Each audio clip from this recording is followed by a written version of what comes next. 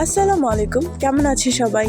অনেকদিন পর নতুন একটা ভিডিও নিয়ে হাজির হলাম। By the way, this is my first blog. তো আজকে আমি আমার এই ভিডিওটাতে শেয়ার করব একটা বিয়ের অনুষ্ঠান, যেটা কিনা কিছুদিন আগেই হয়েছিল। আর শেয়ার করব আমার ছবি আঁকার ব্যাপারে কিছু কথা। আর ভিডিওর শেষে বলবো আমি কেন এই কয়দিন ভিডিও শেয়ার করিনি। তো প্রথমেই বিয়ের অনুষ্ঠানের ব্যাপারে কথা বলা যাক। এটা হচ্ছে আমার প্রতিবেশীর বিয়ের অনুষ্ঠান। আর বিয়ে যে কনে, সে হচ্ছে আমার বান্ধবী মতনই। আর এইটা হচ্ছে গায়ে হলুদের অনুষ্ঠান, যেখানে আমি, আম্মু আর আমার বোন মিলে একসাথে গিয়েছিলাম।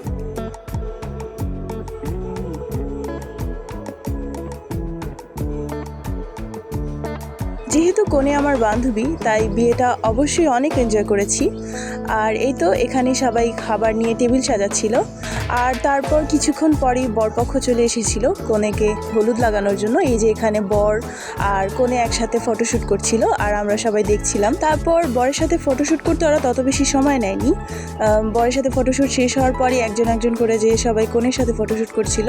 বরপক্ষরা ফটোশ্যুট করতে কিন্তু বেশি সময় নেয়নি। বরপক্ষের ফটোশ্যুট হওয়ার পরই কনের পক্ষরা আবার একজন একজন করে যাচ্ছিল ফটোশ্যুট করার জন্য। এই যে এখানে কনের বাবা আর মা আর ছোট ভাই মিলে গিয়েছিল, আর এখানে আমার বোন কনের সাথে ফটোশ্যুট করছে। এভাবেই খাওয়া দাওয়া হই হুল্লোড় আর ফটোশ্যুট করেই আমরা বিয়ের অনুষ্ঠানটাকে এনজয় করলাম। তারপর এটা হচ্ছে তার পরের দিন, আমার বাবা আমার জন্য একটা জবা ফুল গাছ এনেছিল, যেটা পেয়ে আমি অনেক খুশি ছিলাম। তাই এটাকে একটু ভিডিও করছিলাম। যেহেতু এটা আমার ফার্স্ট ব্লগ, তাই আমি একটু নার্ভাস হয়েছিলাম। আসলে কি ভিডিও করব আর কি ভিডিও করব না বুঝতে পারছিলাম না। এমনিতে আমার কাছে গায়ে হলুদে ভিডিও করার জন্য অনেক কিছুই ছিল, যেমন কনের মাথার উপর যেমন ঘুমটা ধরে তারপরে সবাই একসাথে যায়, তারপরে কনের গায়ে হলুদ লাগিয়েছিলাম, তারপর আরও অনেক কিছুই ছিল যেগুলো আমি ভিডিও করতে পারতাম আর ব্লগে শেয়ার করতে পারতাম। আর সেটা আমি অনেক পরে রিয়েলাইজ করতে পেরেছি। তো যাই হোক, আশা করি আপনারা আমার ব্লগটা এনজয় করবেন। যদি ভালো লেগে থাকে অবশ্যই আমাকে কমেন্টের মাধ্যমে জানাবেন যে আমি আরও ব্লগ শেয়ার করবো কিনা। এখানে এটা হচ্ছে বিয়ের দিন, যেখানে আমি, আমার বোন, আম্মু আর বাবা একসাথে গিয়েছিলাম। আর এখানে সবাই খাওয়া দাওয়া করছে। বিয়ের আয়োজনে খাওয়া দাওয়াটা খুবই ভালোই ছিল। বাই দ্য ওয়ে, এটা কিন্তু আমি, যদিও আমি আমাকে কখনোই আমার ভিডিওতে শেয়ার করিনি, এটাই ফার্স্ট টাইম। আসলে ওই দিন ওয়েদারটা খুবই সুন্দর ছিল, অনেক বাতাস ছিল, তাই আমি আমার বোনকে বলেছিলাম আমাকে একটু ভিডিও করে দাও। আসলে আমরা খাওয়া দাওয়া শেষে একটু ছাদের উপর গিয়েছিলাম, কারণ ওয়েদারটা খুবই সুন্দর ছিল। আমরা খাওয়া দাওয়া শেষে এখানে এসে কিছুক্ষণ বসেছিলাম। আর যেহেতু এটা আমার ব্লগ ভিডিও, তাই ভাবলাম এটুকু তো শেয়ার করতেই পারি। তারপর আমরা চলে এলাম কনেকে দেখার জন্য। বউ সাজাতে কিন্তু ওকে দারুণ লাগছিল দেখতে, মাশাল্লাহ। আর তারপর আমরা সবাই মিলে ওর সাথে একটু ফটোশ্যুট করে নিলাম।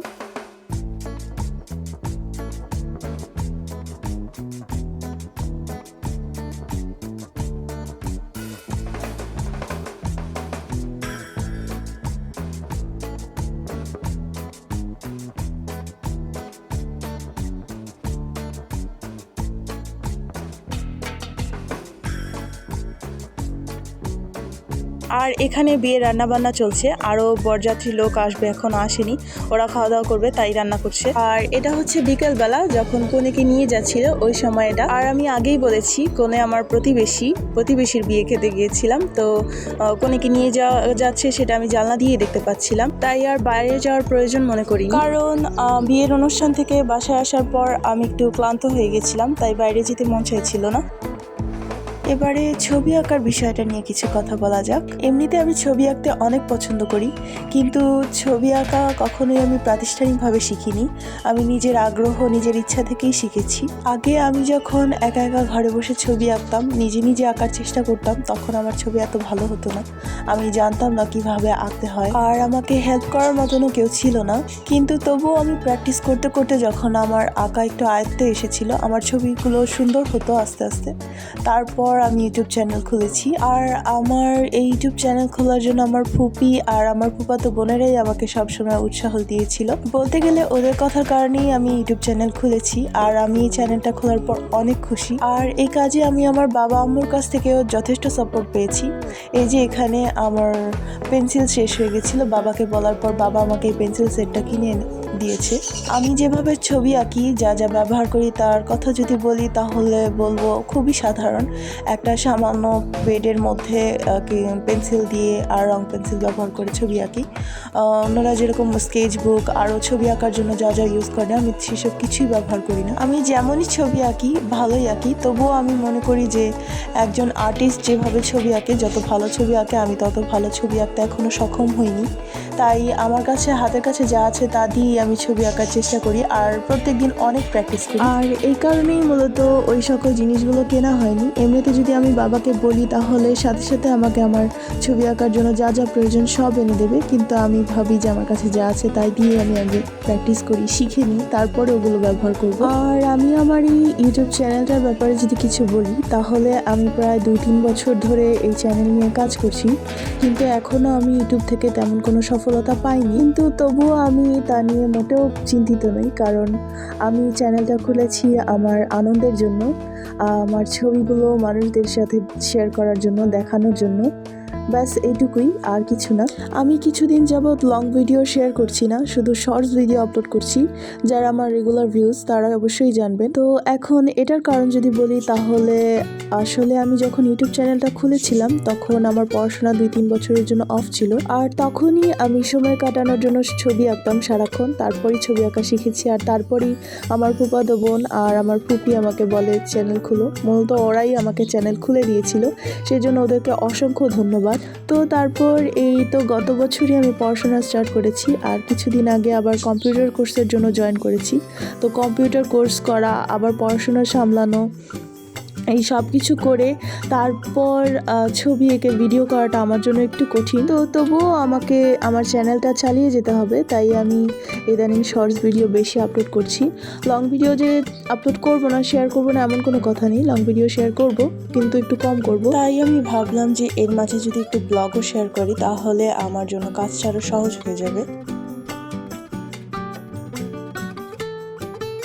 তারপর যাই হোক, এটা হচ্ছে আমার ছাদে আমি গাঁদা ফুলের গাছ লাগিয়েছিলাম, সেটা বড় হয়ে গেছে আর কয়দিন পর ফুলও হবে।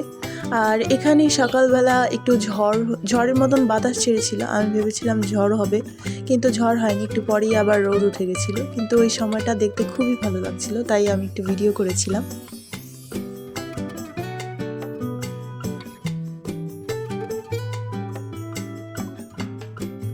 তারপর অনেকক্ষণ পর আমি ছাদেই ছিলাম, তখন এখানে দেখি একটা দোয়েল পাখি এসেছে। পাখিটা দেখতে খুবই কিউট লাগছিল, তাই আমি একটু ভিডিও করেছিলাম। তো আজকে আমার ভিডিওটা এই পর্যন্তই।